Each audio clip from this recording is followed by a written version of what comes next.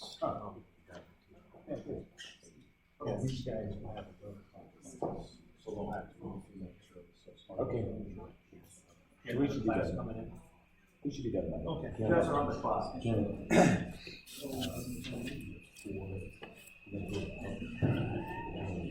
Oh, yeah.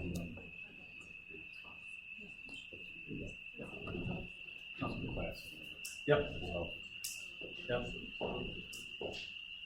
All right. We'll call this meeting to order. Please join me for the pledge. I pledge allegiance to the flag of the United States of America and to the republic for which it stands, one nation, under God, indivisible, with liberty and justice for all. Please join me for brief prayer. Lord, as we gather here today to contemplate the county's business, please guide us in making the best decisions for our students and our citizens. Please protect those law enforcement who protect us. In your name we pray. Amen. Roll call. Commissioner Thomas? Here. Commissioner Kirschner? Commissioner Paradiso? Here. All right. Minutes. I'll accept the motion to approve the digital audio visual recording of the previous board session from Thursday, October 17th, 2019. So moved. Second. Roll call. Commissioner Paradiso? Yes. Commissioner Kirschner? Commissioner Thomas? Yes. All right. So we've got some appointments today. Just welcome. Thank you for welcoming us. I know you guys had to be here, so we'll thank Professor Duker for that. So we are the Seneca County Board of Commissioners. We're a three-person board. Primary function is appropriations, budgets, contracts for the county. So we meet at least weekly and deal with appropriations and other matters that come before us. We have traditionally tried to move around the county at least once a month, once a quarter, so that we're accessible to all parts of our constituents. So we're happy to be back on the campus of Tiffin University and engage here. This is an important year for our relationship with Tiffin University because we have the U.S. Census, and we are going to very much embrace our fellow students at Tiffin University during the census. Anytime you call the sheriff or the dog warden or any social services, you use local services, and so we need you counted in our census. So if you could be on the lookout for that and spread the word that it's important for you to register yourself here in the community where you live. The law is clear on it that if you live in the community for 6 months or more, then you are considered where you live for census purposes. And it's important. It's important for the mayor to get funding. It's important for child services. It's important for a lot of reasons. So if you could talk to people about your peers, and that would be fantastic. Jimmy, do you have anything else on the census? Jimmy Flint, our public relations coordinator.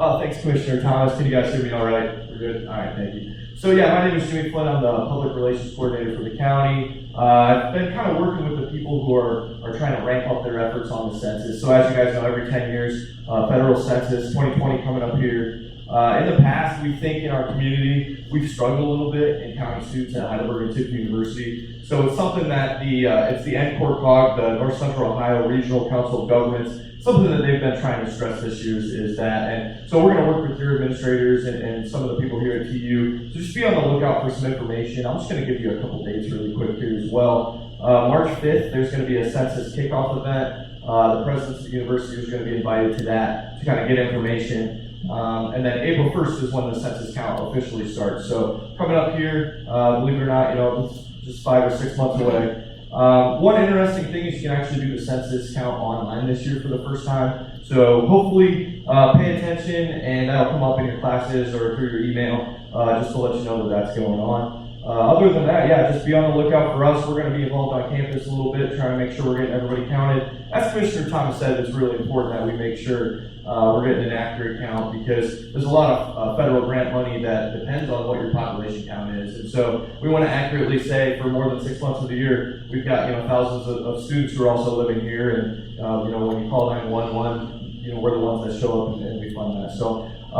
appreciate it. Again, thank you so much for letting us come here, and on to the rest of the meeting. Yeah, and the census is called out specifically in the Constitution, so you can look for that. It's one of the founding fathers' principles was that there would be a census. So, Commissioner Paradiso, do you want to do any introduction? Opening comment? No, just want to welcome Mr. Gooker, your class, and our guest today. Really have no report at this time, so glad to be here. Thank you. All right, our first guest today is Kelly Marker. It says dog warden. We flip coins. You lost. So this is Kelly Marker, our dog warden. As you said, I am the dog warden. I've been in this position with the county for about 15 years. My job is to enforce dog laws, which is the 955 section of the Ohio Revised Code. I'll sum it up for you real quick. Pretty much my job is to make sure that dogs are licensed and registered in the county. We have 10,216 licensed dogs currently. The reason licensing your dog is so important is because that's what generates my revenue. I don't receive tax dollars. The only funding that I get is licensing. So if you have a dog, make sure that it's licensed. If you brought your dog from home, your license is good in Ohio, but in January, you need to get it registered in Seneca County. So when you call my office, if you have a dog, we'll check your dog license to make sure. So if you're from another county, we can call your county and make sure that you have it registered there. We also handle dogs running at large, which means if a dog that's running loose that doesn't have an owner and it's possibly lost or possibly dumped out. This year we handled about 250 complaints. We picked up 138 dogs. We returned 61 and we adopted out 49 of those. The most registered dog in Seneca County is the Lab, and then the second is the Chihuahua. So those are our top two breeds in Seneca County, and the average age of a dog in Seneca County is 6.5 years old. We also enforce dangerous dog law, which is a dog that has seriously caused injury other than killing dogs. Currently, we have about 30 of those dogs, so it's important to make sure that you keep your dog confined so that it's not running around and biting people. Also, we handle lost dog reports, so if your dog comes up missing, you want to make sure you call our office. It's great to post it on Facebook, but we don't have time to sit and watch Facebook all the time to make sure that your dog is with you. So if you call us, you might get our answering machine, make sure you leave a message, make sure you leave your phone number. That's important because we can't call you back. So that's pretty much what I do. I can house 28 dogs at my shelter. We're located on State Route 100, right down the road from the sheriff's office. We also adopt our dogs out. Our adoption fee is $30. I don't know if any of you live off campus and they're looking for a dog, but we got a lot of dogs right now that are looking for homes. Any questions? How many people live off campus? Does anybody have a pet with them? Just curious. Yeah, a couple? Are All there right. dogs? I only handle dogs too, so if it doesn't have 4 legs and doesn't bark, I'm not coming to get it. So it has to bark and has to have 4 legs. So, There are some, excuse the interruption, but there are some students who live on campus who do have dogs, comfort pets. Anybody here do that? Do they know somebody that does? No. Every night? those dogs can actually be registered in Seneca County as service animals. All you have to do is go to the auditor's office, they'll give you your license and start medical as a service animal in Seneca County.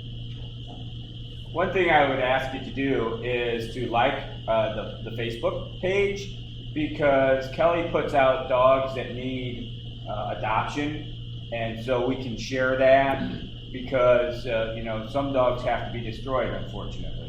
And to the extent that we can get those dogs in a loving home, we would like to do that. And getting the word out is the number one issue. So if you could like her on social media and then help us share that and get that word out, that would be amazing. Thank you. Thank you. Okay, our next distinguished guest is his own elected official. He's in charge of all our deputies throughout the county in the sheriff's office, and he also has our jail. What's important to note is he doesn't report to us, he reports to the voters. He's elected on his own. We have a little bit of control over his budget, but he has the gun. So please welcome Sheriff Bill Eckelberry.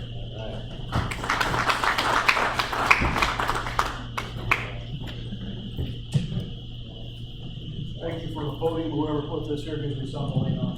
I don't like holding microphones. All right, show of hands. Who wanted to be here or who has to be here because your profession told you? Yes. All right. All right, we can't talk about the sheriff's office without getting into a little history of the Ohio sheriff. Until Ohio reached statehood in 1803, the sheriff was appointed. And that appointment was back in 1788, and that person was Colonel Sprout. And his territory covers quite a vast range from the Ohio River to Lake Erie, so pretty much all of Ohio. After statehood, there were only 3 public offices filled with the electoral process. The position of sheriff was one of them. So since the 1800s, the sheriff has been elected on a county level, making it the oldest law enforcement position in the United States. The only remaining law enforcement office which is filled through the election process, and the term of that office is 4 years. So every 4 years, the sheriff lays it all out there on what he's done in previous years, and it's the voters' decision whether or not that person has done a good enough job to be reelected for another term. As you know, Ohio has 88 counties, and the sheriff is the chief law enforcement officer of that county. Seneca County originated back in 1824. The first sheriff was Sheriff Green Ingram. Okay, now the duties of the sheriff, law enforcement in the unincorporated areas of the county, but that doesn't mean we don't have authority in the cities and the villages that are incorporated. Court security, paper service, jail operations, extradition process, and transportation of prisoners. Now, the sheriff's office, the first one was built in 1826, was on the northwest corner of East Market Street, Jefferson Street, and it was built out of, you can guess what it was built out of back in the day. Logs. New logs. Actually, thank you. But they had problems with that, and you can probably guess what. They dug through the logs to be able to escape. So in 1843, they built a second sheriff's office, which was on the east end of Madison Street, and it was out of huge logs and stone. But they had the same problem. Actually, the grand jurors condemned that building back in the day because of the escapes that happened there. And some of the articles I read back in the day was one individual actually got out of the building, went up down to the cigar shop, came back and was sitting on the front steps of the jail waiting for the jailer to get back while he smoked a cigar and get back in his cell. So since the grand jurors, we take a tour of the facility each time there's a grand jury session, condemned it, the commissioners put on the ballot to replace it. So the third sheriff's office was built in 1878, and that was at 117 East Market Street. And that would be where the annex building is now, currently juvenile and probate court. Now it had its problems as well. Back in 1895, the Marshal of Tiffin was murdered out in the county by Watson Station. And after his funeral, a mob of 150 so individuals who may have had a little alcohol in their system at the time, stormed the west side of the sheriff's office and overtook the sheriff that was inside within the booking area, as I knew when I started back in 1980. They overpowered him. They managed to get open the solid steel door on the outside of the jail, and were working on the lock on the inside. And the sheriff had Leander Martin, who was the individual who killed the marshal, housed in the facility at the time. But the sheriff knew problems were coming because of the talk around town, and put 6 deputies inside the jail with Winchester. as they worked on trying to break the lock open on the inside round bar door. They were ordered to stop, they refused to stop, they fired shots into the ceiling, and then they lowered their weapons and fired into the crowd, killing 2 of the individuals up front. Those 2 individuals were carried out, and there was talk about finding some dynamite and blowing up the jail. And at that time, the sheriff snuck Leander Martin out the back door, got him into the carriage, and took him off to Sandusky, and from Sandusky he went on train, or excuse me, Fremont. From there he went on train to the city of Sandusky. Mr. Martin did stand trial for that, went to prison, was released because he was not mentally stable. He was released and somehow fell off a roof in Fostoria at a later date. I can tell the story that some people caught up with him in Fostoria and helped him off the roof. But there's no proof. So,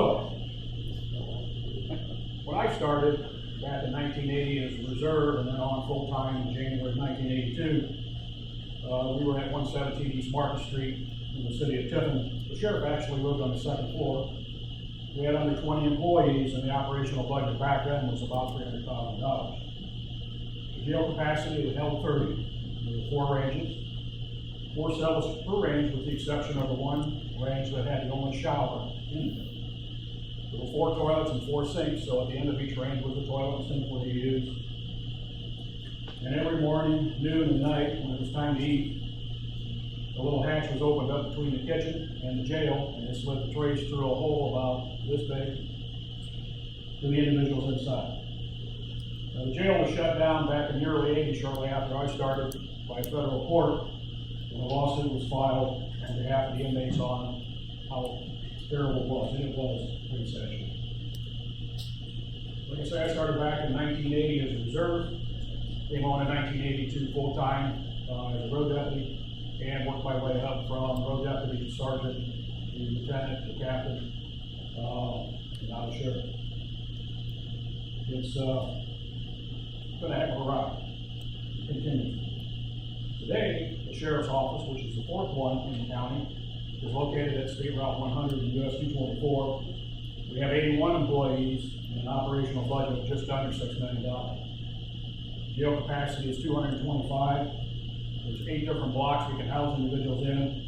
A booking area, central control, that operates all the doors inside the facility, in and out. That's why when we give tours back in the jail, I always tell them to wave at the people in central, because they're going to let us back out. Be nice to those folks. A sally port, to be able to pull a vehicle in and shut the door so the individual can't escape when you get them out of the car, and 2 outdoor rec areas. For the county, we cover 545 square miles, and we have over 55,000 residents inside the county. 2 cities, 6 villages, 15 townships. All the calls for service that come in for the county are answered by 6 dispatchers, 2 per shift.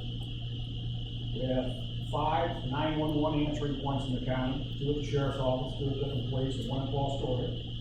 And if you happen to be out in the county and you dial 911, and the dispatcher from Fostoria Tiffin answers, there's a reason for that.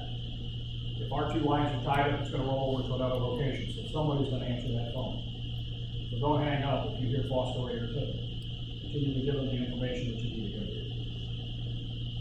Those dispatchers handle all the incoming calls into the sheriff's office and redirect them to the jail or wherever it needs to be.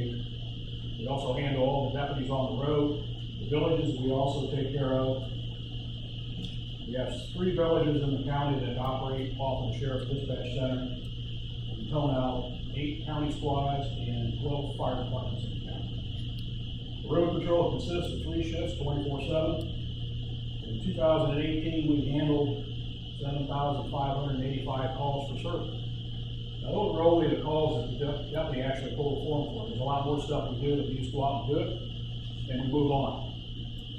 So on an average, that's a little over 20 calls per day handled by the sheriff's office. We do that with 3 sergeants, 12 road deputies.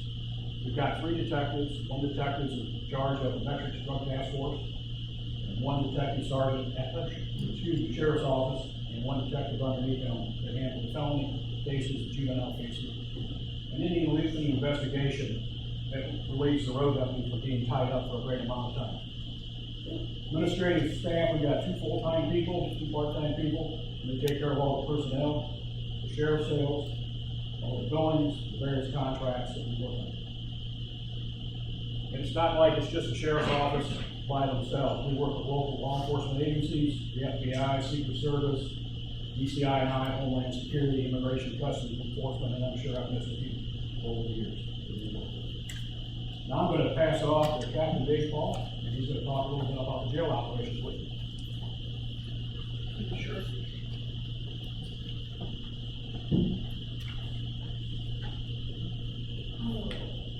How are we doing today? Not awake yet. Not awake yet? How we doing? My name is Captain Dave Paul. I just became the captain of the sheriff's office in the last 3.5 months. I also started on the ground floor as a corrections officer back in 2000. Went to the police academy in 2002, got my peace officer certificate, got my corrections officer certificate, and has advanced from corrections officer to deputy to sergeant, now to captain. I help oversee the jail, dispatch, warrants, transports, court security. I help out on the road when I can, and whatever else the sheriff's like to do,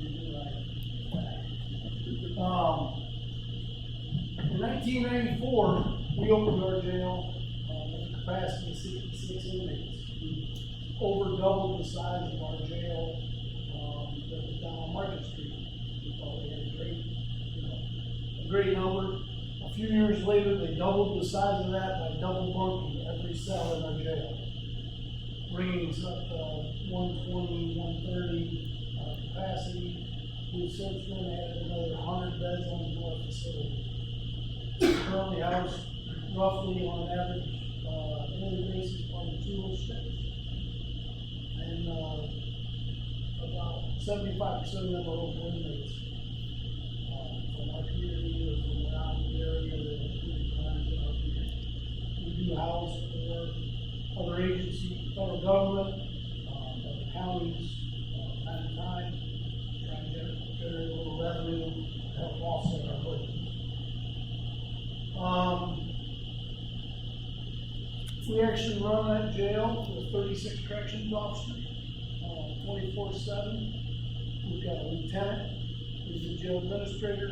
He's in charge of all operations. He oversees the 3 sergeants that run day shift, second shift, and third shift. We've got a food service administrator in charge of 4 cooks. They prepare roughly 309. They prepare roughly 618 meals for the jail a day. Another 309 we farm out. Our youth center, we provide meals to our youth center, plus 2 other schools that are in the county that don't have kitchens. So we help head off that way also. We've got a community corrections deputy, so if for some reason you get yourself in a little bit of pinch, see Mr. Judge Rupp, County Municipal Court, sends you a few days in jail, but he gives you the grace that if you work in our work program, you get a day for a day. So if you work a day for us, we give you a day off your jail sentence. Got a deputy who handles that, got 1 maintenance supervisor, and an immigration liaison officer.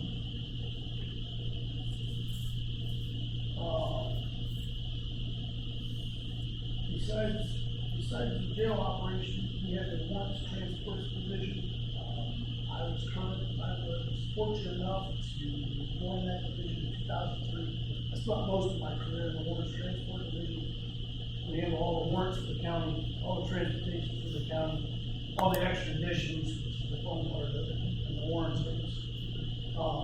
I've been to roughly 40 states in the United States, bringing people back to Seneca County for crimes that were committed against our citizens that are in our county. We currently have about roughly 45 unserved indictments in the county that our warrants division is currently seeking. 137 child support warrants, 489 other warrants by the municipal court judge, or probation violations from the county police court judges. We currently have 19 people sitting in other jails and other jurisdictions waiting transportation back, but they're not finished with the cases, so they can't be released to us.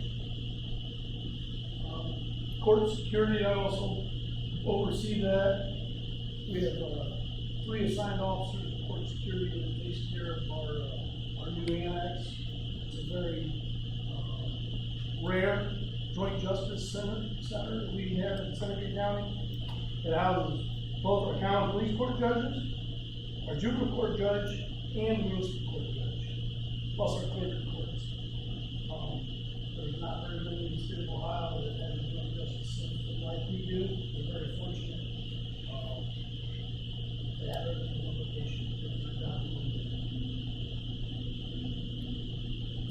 That about wraps it up for me. Questions for the sheriff or the captain?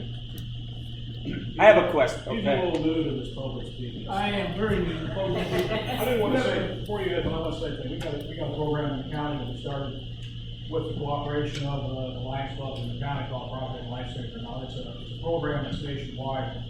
And here in the county, we've been blessed to be able to link up with the Lions Clubs, to be able to purchase the equipment and help with the training for the deputies, firemen, and EMTs across the county, to be able to find somebody that maybe has a medical condition that makes them prone to wander at their home 24/7 with a caregiver, and it gives a little peace of mind to the family member that that's put that person in that program that if they do happen to wander off, that we have the tracking equipment available to be able to search and find them. It went from searches when it first got started, searches that would be days and weeks, and the outcome wouldn't be what you wanted to the average search time of an individual to find them is about a half hour. So there's about 3,500 saves in the United States with this equipment since it got started. It all started in Chesapeake Bay, Virginia, with an individual that was on a search and rescue team, and he got tired of the outcome not being what it should be. He put the program all together and spread across the United States, and he's also in the government. And the great thing about this is if you're a client in Seneca County and you decide you want to go to Cedar Point, that sheriff's office up there has the program, that information on the transmitter that's on the individual, that frequency can be given to that law enforcement agency. They would have to monitor up there and search for this as well. So they don't have to just stay in Seneca County. They can go anywhere they want, as long as a law enforcement agency close to where they're going has that equipment. They can do that.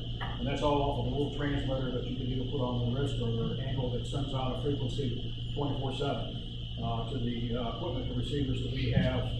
Every deputy in the county has one in the trunk of his car.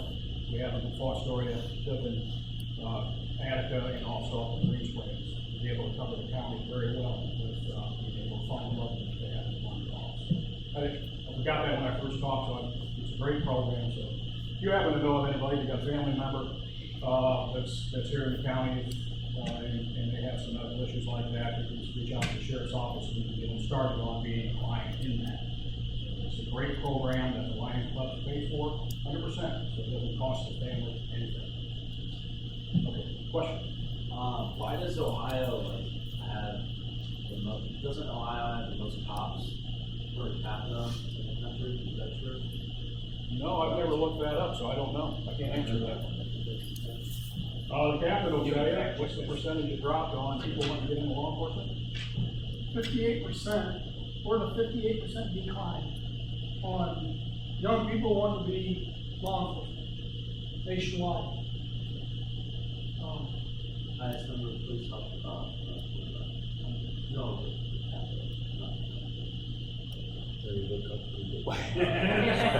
California, never mind. I thought it was Ohio for some reason. Long state. Just seems like there's a lot of state troopers out there. I got a couple of Like every time you turn around, you see all those red cars. Sheriff, what is the portal of entry if you want to come work for the sheriff's department? What are the background? What is a typical opening job? How do you apply? Most folks at the sheriff's office get started as a corrections officer or a dispatcher. You don't have to be OPATA certified to be a CO or a dispatcher. Just takes filling out an application, letting us know what you're interested in, and the individuals will look those over and give you a phone call. I actually will be interviewing for or taking applications for dispatch position probably closer to the end of the year. We've got a gentleman that's going to retire, so if you know anybody who'd like to be a dispatcher and work at the sheriff's office, there's our opportunity. We hire as a corrections officer, and then basically what they do within 1 year, they're supposed to go off to the corrections academy. Once they pass that, then they have the opportunity, if they want to go to the OPATA law enforcement class, which seems like those are anywhere all across the state. You can attend the academy for that. The hours for that are over 700 hours to get into the academy, and it's kind of pricey.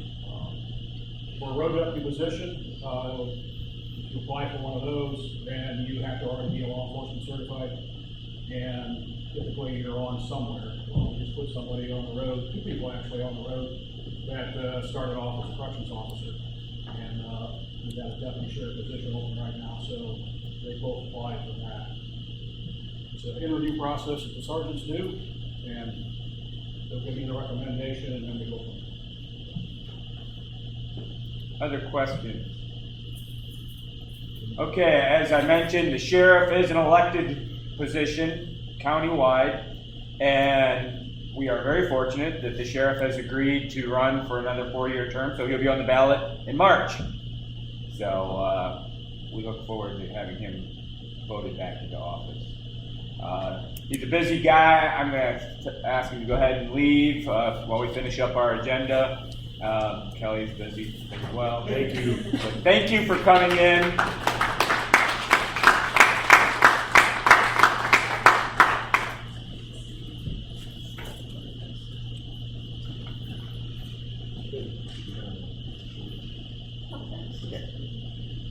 So we are the 3 elected board members. We have the clerk of the board and the administrator of the county commissioners, Stacy Wilson, with us. So I'll go ahead and defer to her for a county administrator report. She really makes everything happen. Just an update that budgets were due in on Friday, so I'm starting to get those transferred into our system. Looking at those, there's a few stragglers out there, they should let me know they're still working on it. Just a quick update about where we're at currently. Our target should be at 83%. Our expenses are at 84%. Our revenue is sitting at 84%. Our sales tax is at almost 86%, so we're good on our sales tax. And obviously our property tax, which is our next largest income, we're at 100% because those settlements have been made. So just wanted to give you an update on that. A reminder that our board meeting Thursday, we are starting at 9:30. And then next Tuesday is another off-site meeting, which will be in Boonville. And the address is it's at Boone Township, 74 South Marion Street in Boonville, and that starts at 7 p.m. And I think that's all I had. So it's budget season. What happens is there's a budget commission and they certify our revenue. Our revenues come from sales tax. We get a piece of the sales tax. Most of it goes to the state. Property tax. Anybody who owns property in the county, they pay property tax. We get a portion of that. Of course, the majority of it goes to schools, and then of course parks and whatnot. And then we get some money from casinos. Actually, we get about $600,000 from casinos, and there's other energy projects that are happening in Seneca County, and we get some revenue from them, pipelines, wind farms happen, those kinds of things.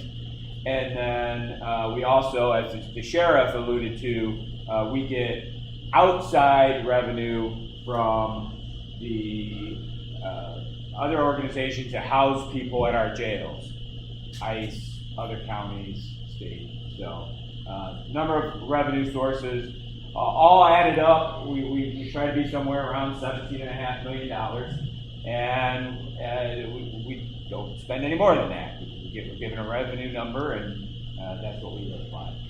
So we're very fortunate that we have frugal elected officials and department heads across the county because they make it work.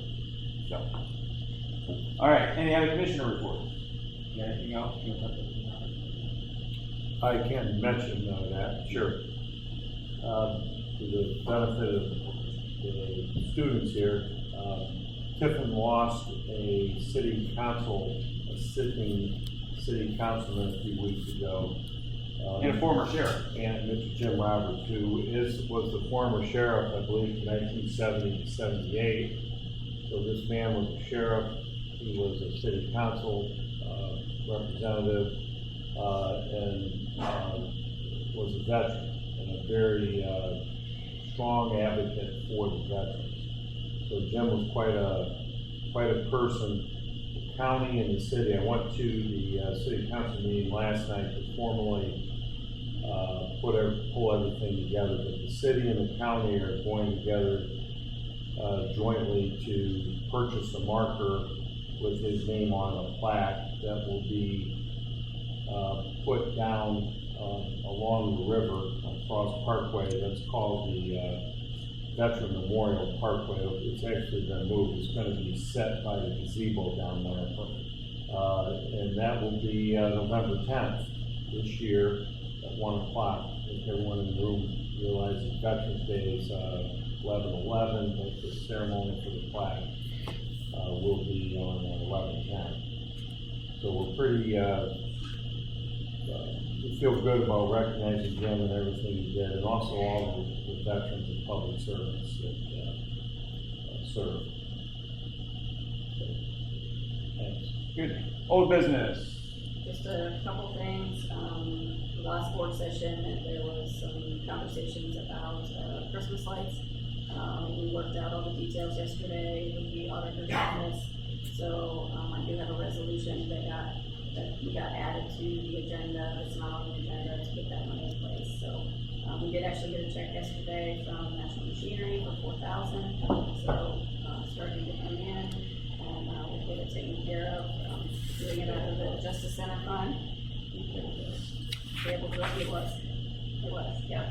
You can figure that all out. We got it figured out. We talked to the auditor's office and we got it in where we need it, so. So everyone knows, we have, of course, the Joint Justice Center, and one of the things we did when we built it is we put the colored lights on the cupola. And so if anybody has an organization or wants to raise awareness about something, we've done TU colors, we've done, this week we're doing anti-bullying, I think. We've done Pride, we've done a lot of different color schemes on the cupola, and just to continue to kind of fill out the civic core, we're adding lights for the holidays, so there continues to be a sense of pride in the center of downtown, center of county seat. So that's what we're talking about, some lights that will go up around the holidays. The Christmas tree will be moved to the courthouse lawn, or back to the courthouse lawn, it's been a long time, and that's a joint city-county judicial project, and we have very generous corporate donors that have stepped in to help us with this project, and kudos to Commissioner Mike Kirshner for leading this. Has anyone in the room not seen snow before? Do you have anybody from warm areas? Just wondering. Some southern students. Were you here last year when it snowed? Yeah. Okay. Yeah. But that was your first snow, right? Yeah. And you decided you still came He back. came back. So good. Good. One other comment, if I may, Go ahead. Mr. President. All our meetings are public. You may or may not have noticed. We're on camera now. This is being filmed. As public servants, all our meetings are transparent. They're all videotaped, and everything's for the people. So this meeting is being filmed. So if you see us kind of lean back and forth into the camera a little bit, when we go off site, it creates a little technical issue. But Yeah, so if you That's can't, what if we're you, doing. if you didn't get enough today, you can go back and watch all of our old videos. They're posted to our Facebook and our website. So, yes, Jim. I have a question for the class. Remember what law it is that requires that the meetings be open? Remember that? That was a couple chapters ago. We could do outside. What? Here it is. Sunshine law. Yep, sunshine law requires meetings to be published, or public file. Get an A for today. And then, if somebody wants to request public records, the statute, freedom of information law. Cool. All right, new business. One more under old, you had mentioned a couple meetings ago about the well and school resources officer. Sheriff has dropped off the MOU to Hopewell, so they're gonna have their legal look at it. Sheriff has within his budget and what the school would pay to cover the remainder of this year. So it is in the hands of Hopewell, and they'll be deciding, looking at the contract, so just want to give you an update on that. New business, budget adjustments. Okay, I have a couple of supplemental appropriations here. Victims assistance, because their budget years is different, she's putting her, basically kind of a budget together. The total amount is $136,438.20, and she's got contract services, $1,066.95, PDRS, $2,838.14, travel, $690.70, salaries, $8,617.33, Medicare, $201.40, contract services, $1,500, her transfers outline, $95,472.08, supplies, $720.18, workers' comp, $1,744, hospitalization, $4,261.83, supplies, $813.09, other expense, $18,512.50. She's also closing out her other fund, her Victims of Crime Act Grant Fund. So she needed $3,695.36 into her other expense. We've got a request from the judges for their TCAP grant funding, $67,522 in their contract services line, and the additional for the lights that we are putting into the equipment line under the Justice Center operating fund. The amount is $16,676.70. We do have the remaining in supplies already in that account, so the number looks a little smaller, that's why. And I have an additional resolution authorizing the fund transfer be made to the Victims of Crime Act Grant Fund, or new fund, transferring $91,776.35. I think that's all I have. Okay, our motion that we accept. Second. Any discussion? Roll call. Commissioner Paradiso, Yes. Commissioner Kirschner, Commissioner Thomas. Yes. Okay, we like to wrap up our meeting with public comments. If somebody has something that they need to get off their chest, or they have a question on what's going on, or they want to give commentary to some of the actions we're taking, we open up the floor. What you've seen today is kind of standard process for us. We sort of have an informal give and take throughout our meeting, and that works as long as everybody is respectful and civil, and we can have a dialogue. So that's the way we like to operate, the way we operate in person, and we run our meetings the same way. But we do formally have a public comment section at the end of our meeting, and we try to ask people to limit it to 3 minutes, and we ask them to please state their name and where they reside for the record. So, with that said, be happy to hear from anybody on any subject. Extra credit? Jim, come on, we're coming. Question, Can you explain the process? We're starting to talk about contracts and business law. Can you explain the process for, let's say that the county is looking at doing some type of improvement? They'll get some cost estimates and then they'll get bids. Can you explain that process? Yeah, sure. So, for instance, we have road programs, and we let those contracts, and we have to put those out for advertisement. How? We have to advertise for 2 consecutive weeks, 2 consecutive weeks. and then we can open the bids 14 days after that. So then bids are submitted. There'll be an engineer's estimate, 2 consecutive weeks, and then in public session, at an announced time, we actually open the envelopes.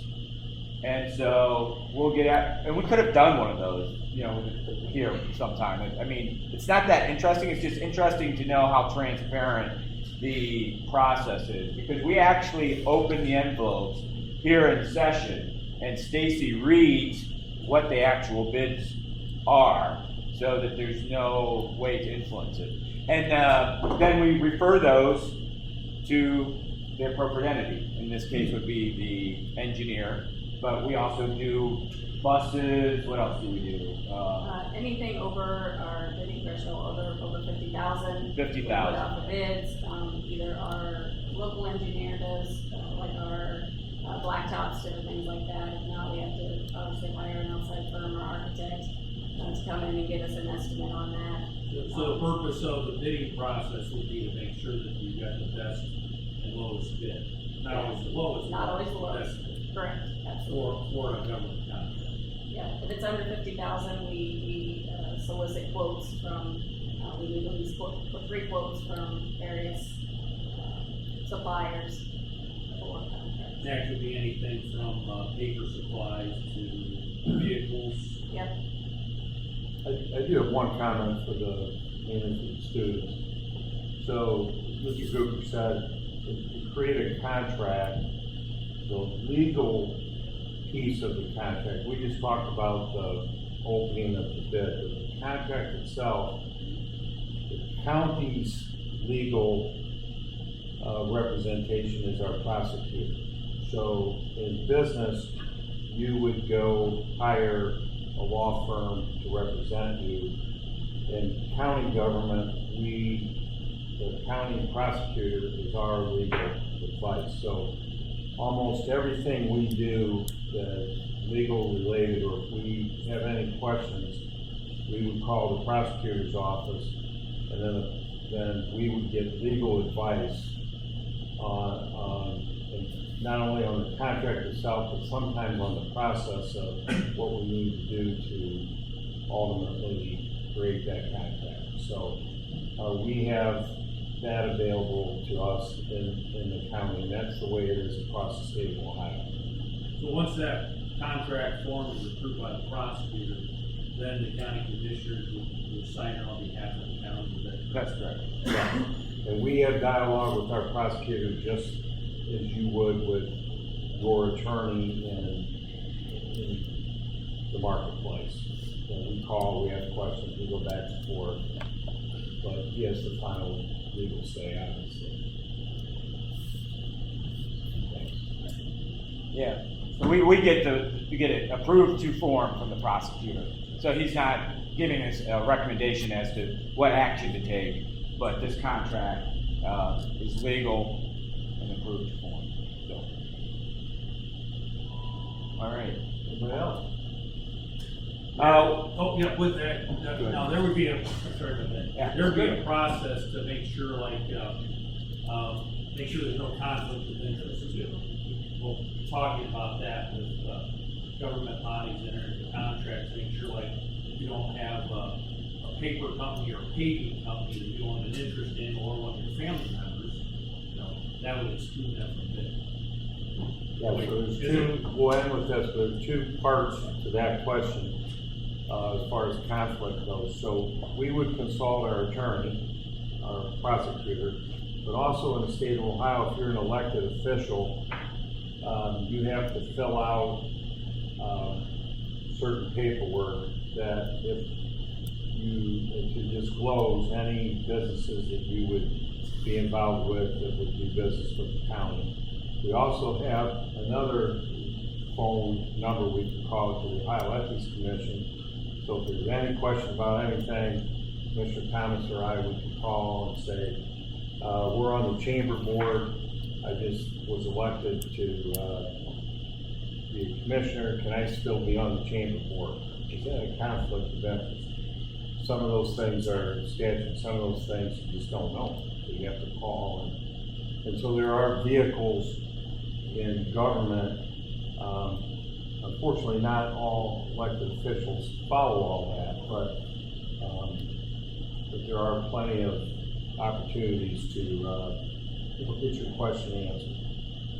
And businesses still can participate, just the commissioner that may have a conflict could abstain from the vote, so we could still do business with somebody if they would just abstain.